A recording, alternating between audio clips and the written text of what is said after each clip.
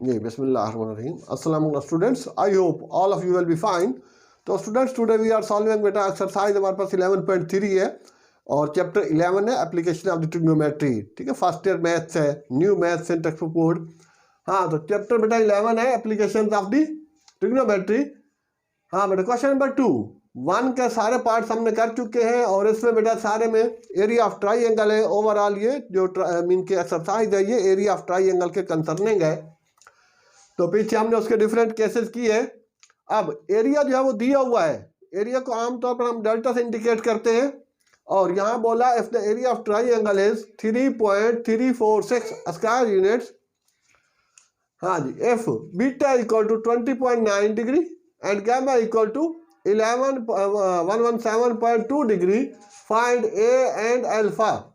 ए और अल्फा हमें find out करना है। हाँ बेटा, तो अब इसमें हम इसकी शुरुआत कर रहे हैं।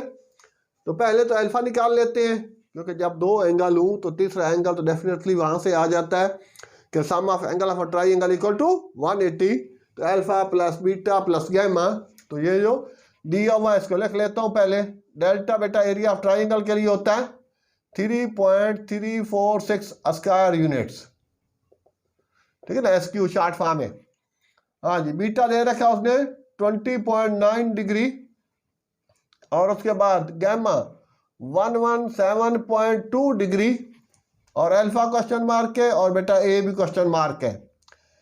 तो पहले उसने ए लिखा हुआ है तो एज ये सोल्यूशन में हो गया alpha plus beta plus gamma equal to 180 degree. अब अल्फा चाहिए तो 180 माइनस अल्फा माइनस बीटा। तो जब कभी भी बेटा दो एंगल, ठीक है, तीसरा एंगल निकालना हो तो ये फार्मूला लगाते हैं। ये बहुत ही शॉर्टकट और इजी वे में आ जाता है। तो 180 माइनस सॉरी नॉट, ये गैमा हो गया, सॉरी ये अल्फा इधर है तो गैमा इधर आ गया। तो 117.2 और माइनस 20.9 डिग्री ले बेटा, इसको कैलकुलेट कर लें। तो ये आ रहा है, एक 1 है, एक मिनट, तो ये आएगा स्टूडेंट्स हमारे पास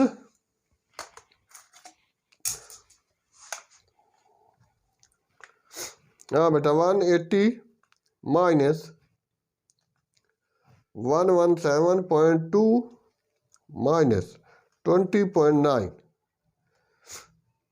ले बेटा 41.9 डिग्री। 41.9 डिग्री ये बेटा पहला जो है एक चीज, एक हिस्सा इसका आ चुका कि उसका अल्फा आ गया। एंड अब बेटा जब तीनों एंगल हो तो एरिया ऑफ ट्राइंगल जो हमारे पास आई थिंक सेकंड वाला केस था। ठीक है, पहले केस जो हमने किया क्वेश्चन नंबर 1 में 9 पार्ट्स हैं, 3 पार्ट्स उसके। केस ए के हैं कि जब दो साइड एक एंगल हो, ठीक है, और केस 2 में दो एंगल एक साइड हो। तो जब तीनों एंगल एंगल एक साइड हो तो फिर ये फार्मूला लगता है एरिया ऑफ ट्राइंगल का delta equal to 1/2 a square. हाँ बेटा, sine beta sine gamma upon sine alpha. ठीक है ना, ए है तो अल्फा नीचे आएगा, बी है तो बीटा नीचे आएगा, साइन बीटा। तो 1/2। अब यहाँ हमें स्टूडेंट्स ए चाहिए, तो ए स्क्वायर को अगर मैं इसी को सेट कर लूँ, बाद में मैं वैल्यू पुट कर दूंगा। ए को अलग करते हैं तो बेटा 2 इधर multiply 2 delta equal to A square और sine beta multiply by sine gamma over sine alpha. हाँ बेटा, इनकी वैल्यू पुट कर दें। 2 बाद में इसको अलग कर लेते हैं क्योंकि यहाँ इजी हो जाएगा इसका। डेल्टा की वैल्यू है student 3.346 equal to A square और फिर इन सब को हल कर लेता हूँ।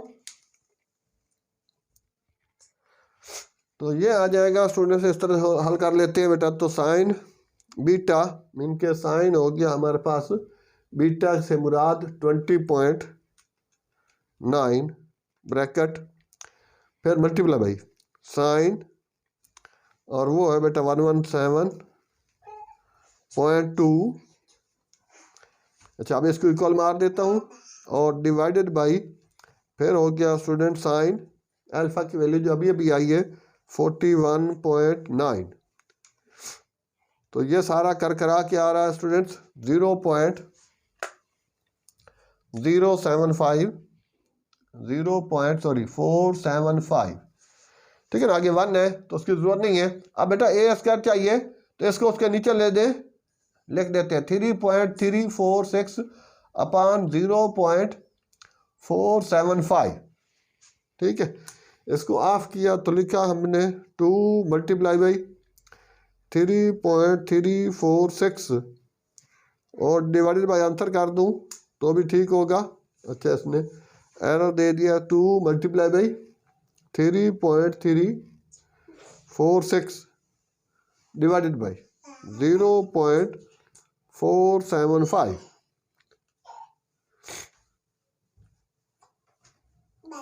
ले स्टूडेंट, तो अब इसमें आ रहा है बेटा, हाँ, ए स्क्वायर इक्वल टू 14.088, ठीक है, समथिंग, बहरहाल जो भी है। इसका हमने ए चाहिए तो ए स्क्वायर रूट कर लेते हैं दोनों तरफ, तो स्क्वायर रूट आंसर इक्वल कर देता हूँ।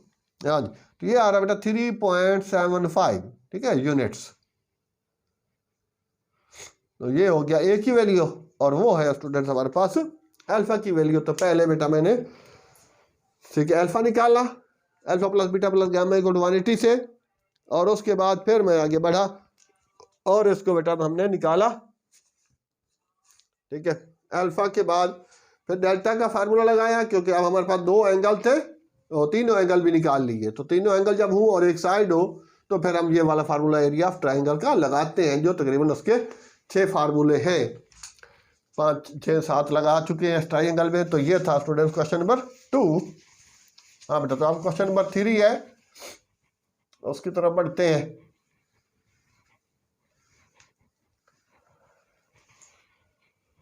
हाँ स्टूडेंट, तो क्वेश्चन नंबर 3 में कुछ यूं बोला है उसने, if the 2 side of a triangle, हाँ बेटा, the measure of the 2 sides of the triangles are the 4 and 5 units, find the third side so that the area of triangle is 6 square units, ठीक है। बहुत ही पुरानी book से ये question लिया उसने, बड़ा इंपॉर्टेंट है।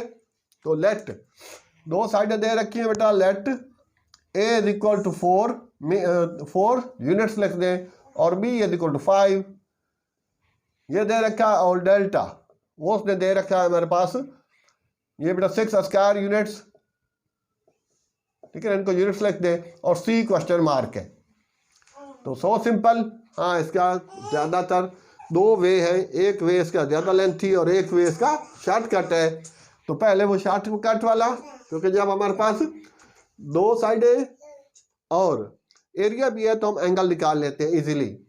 वो ए और बी है तो बेटा गामा निकलेगा, तो as delta is equal to 1/2 a b sine gamma.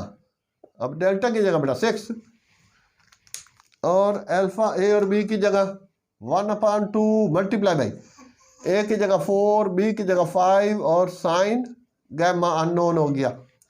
ये कट मार दें, 2 1 दा 2 2 दा, तो ये 10 हो गया। 10 मल्टीप्लाई बाई साइन गामा 6, तो 6/10। ओह सॉरी, नेक्स्ट स्टेप में कर लेते हैं। साइन गामा इक्वल टू बेटा 6/10, ठीक है ना। ये 10 जाके डिवाइड होगा तो सिंप्लीफाई कर देते हैं 2 के टेबल से, 2 3 दार और 2 5 दार।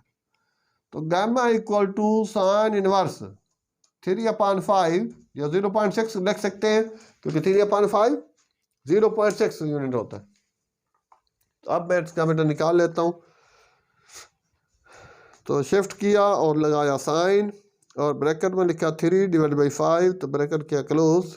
ओहो, ये तो हाँ बेटा, शिफ्ट साइन 3 डिवाइडेड बाई 5, अरे अरे,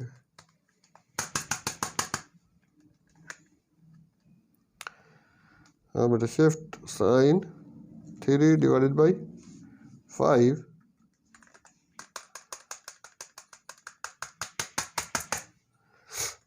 तो हम एरर दे रहे हैं। हाँ बेटा,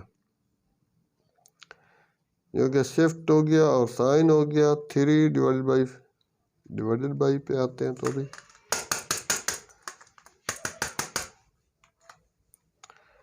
मसला कर रहा है। साइन थ्री, थ्री पे भी गया, shift sine three divide by 5। हाँ जी, रोकना एक मिनट जी स्टूडेंट। हाँ बेटा, थोड़ा कैलकुलेटर मसला कर रहा था, अब सेट हो गया। हाँ, तो ये आ रहा बेटा 36.86 डिग्री। तो इस तरह से हमने बेटा ये पहले गैमा निकाला, और गैमा की हालांकि रिक्वायरमेंट नहीं थी, लेकिन हमें पता था कि सी जो है वो इसका इजी वे इसका ये हो सकता है। नाउ यूजिंग, ये बेटा कोसाइन लॉ है, ठीक है, खाली यूजिंग भी बहुत है, कोसाइन लॉ। तो उसमें जब, क्योंकि एक साइड टीसी मालूम करनी है, एरिया भी दिया हुआ है और सॉरी एंगल भी आ गया, तो सी इज इक्वल टू, तो बेटा A square plus B square या C square equal to -2ab cos gamma.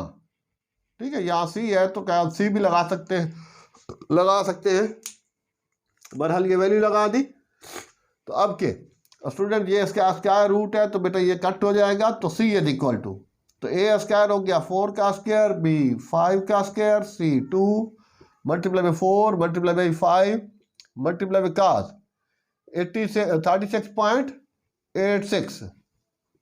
ठीक है, पॉइंट के बाद हर डिजिट को अलग अलग प्रोनाउंस किया जाता है।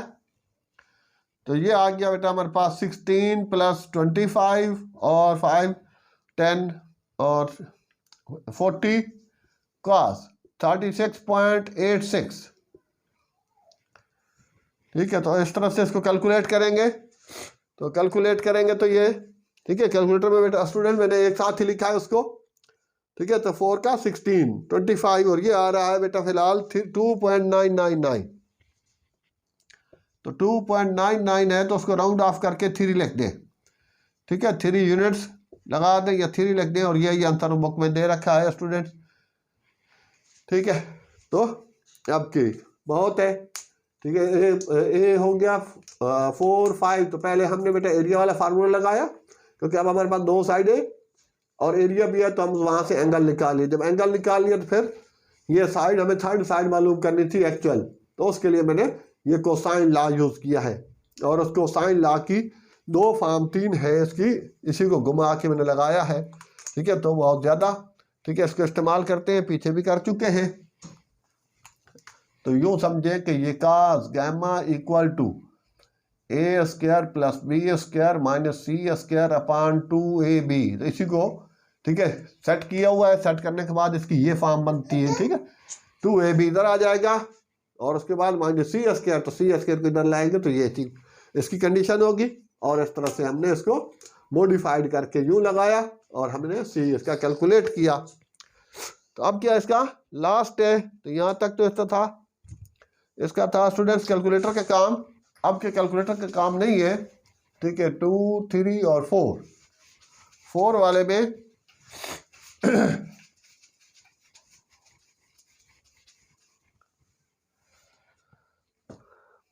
जी स्टूडेंट्स, तो 4 वाले में ही खासा मोस्ट इंपॉर्टेंट है। ठीक है, ये तीनों इसमें बोला है कि find the area of the equilateral triangle whose each side is x।